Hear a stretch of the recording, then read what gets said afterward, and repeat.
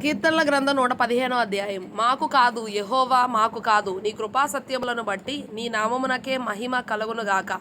వారి దేవుడేడి అని అన్యజనులు ఎందుకు చెప్పుకొందురు? మా దేవుడు ఆకాశమందున్నాడు, తనకిచ్చ వచ్చినట్లుగా సమస్తమును ఆయన చేయుచున్నాడు.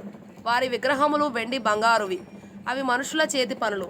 వాటికి నోరుండియు పలుకవు, కన్నులుండియు చూడవు, చెవులుండియు వినవు, ముక్కులుండియు వాసన చూడవు, చేతులుండియు ముట్టుకొనవు, పాదములుండియు నడవవు, గొంతుకతో మాటలాడవు. వాటిని చేయువారును వాటి యందు నమ్మిక ఉంచు వారందరూ వాటి వంటి వారై ఉన్నారు. ఇశ్రాయేలీయులారా, యెహోవాను నమ్ముకొనుడి, ఆయన వారికి సహాయము, వారికి కేడము. అహరోను వంశస్థులారా, యెహోవాను నమ్ముకొనుడి, ఆయన వారికి సహాయము, వారికి కేడము. యెహోవా యందు భయభక్తులు గలవారలారా, యెహోవా యందు నమ్మిక ఉంచుడి, ఆయన వారికి సహాయము, వారికి కేడము. యెహోవా మమ్మను మరచిపోలేదు, ఆయన మమ్మను ఆశీర్వదించును. ఆయన ఇశ్రాయేలీయులను ఆశీర్వదించును, అహరోను వంశస్థులను ఆశీర్వదించును. పిన్నలనేమి పెద్దలనేమి తన యందు భయభక్తులు గలవారిని యెహోవా ఆశీర్వదించును. యెహోవా మిమ్మును మీ పిల్లలను వృద్ధి పొందించును. భూమి ఆకాశములను సృజించిన యెహోవా చేత మీరు ఆశీర్వదింపబడిన వారు. ఆకాశములు యెహోవా వశము, భూమిని ఆయన నరులకిచ్చి ఉన్నాడు.